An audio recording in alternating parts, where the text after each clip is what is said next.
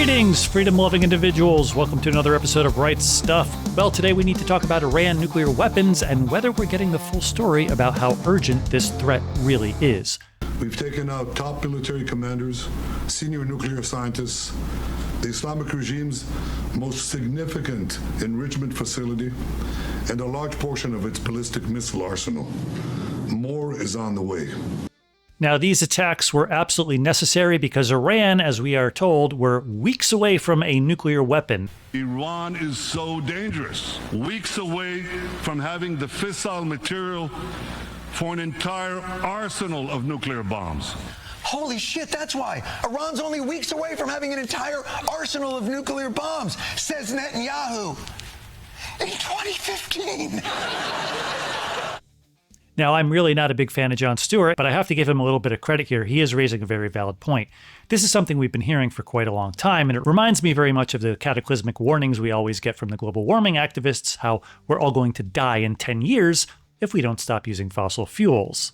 Now, before anyone gets the wrong idea, I absolutely do not want Iran to have a nuclear weapon. That would be a disaster not only for the Middle East, but for the entire world. Why do we say no nuclear weapon for Iran? They're a religious theocracy. They're built around an extreme version of Islam. They want to destroy Saudi Arabia and the Sunni branch of Islam. They want to kill all the Jews in Israel and come after us. If they had a nuclear weapon, they would use it. Israel believes that. I believe that. I believe that as well. No good can come from Iran having a nuclear weapon, and if they are seeking to develop one, I believe they should be stopped. The question is how and when to take action. Trump's position for a long time has been that Iran cannot under any circumstances have a nuclear weapon. Iran has to get rid of the concept of a nuclear weapon. They cannot have a nuclear weapon. I want them to be a rich, great nation. The only thing is, one thing, simple. It's really simple. They can't have a nuclear weapon. There were 2 months of talks trying to reach a deal with Iran. Those talks failed, and Trump warned of consequences. What we're seeing now are those consequences. Israel has a right to defend itself, and if they believe that the threat is imminent, then it is their decision to take action, and it is their right. And the people of Israel will have to decide if they support that decision. So far, it appears that this strike has been carried out by Israel alone, although we are seeing some mobilization of U.S. forces to the area. If U.S. forces or money is involved, I think that is where I will start paying a bit more attention. Some think the U.S. will get involved, as Israel cannot destroy Iran's nuclear capabilities on their own. To see Iran's nuclear capability to be completely disarmed, it is a tough problem. You would have to hit those facilities, the underground facilities, with GBU-57s. You know, the massive ordnance penetrator. It's a 5,000-pound weapon.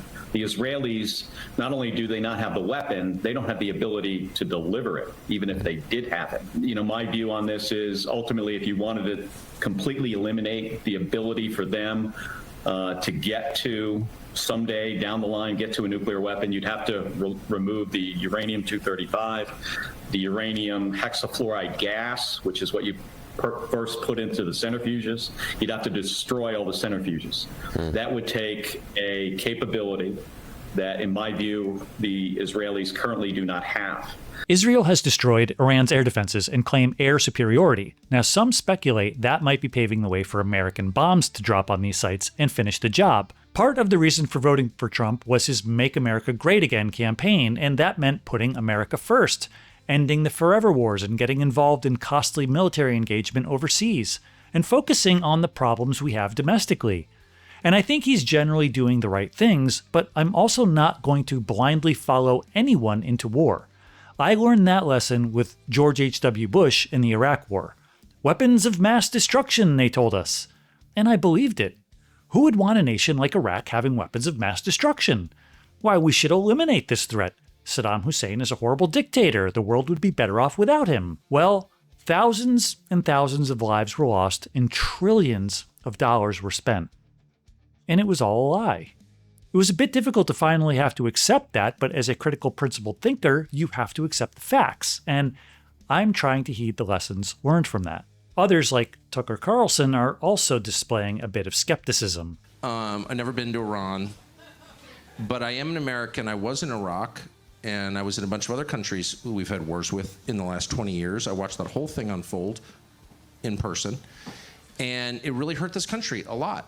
And I'm upset about it, and I don't want it to happen again. But I'm fundamentally only concerned with the long-term success of America because that's where I live and that's where my ancestors are buried. It's where my children are growing up. Now, I don't have all the answers here, but I've learned it's imperative to ask hard questions and not just accept what we're told at face value, and I'll continue to do that. I believe Iran is a threat, but we have problems here at home, and we voted for Trump to focus on immigration, the border, inflation, the deficit, and things that would make America great again. He vowed to keep America out of war, which is something I think most of us want. I definitely do. Foreign military engagements are a drain of resources, and they're a distraction from the problems we have here at home. Now, I understand there are times when negotiations fail and a threat may be so severe that it requires the use of force. But let's make sure we're serving our interests and responding to an actual threat, not an exaggerated version that serves someone else's interests, whoever that may be. Stop.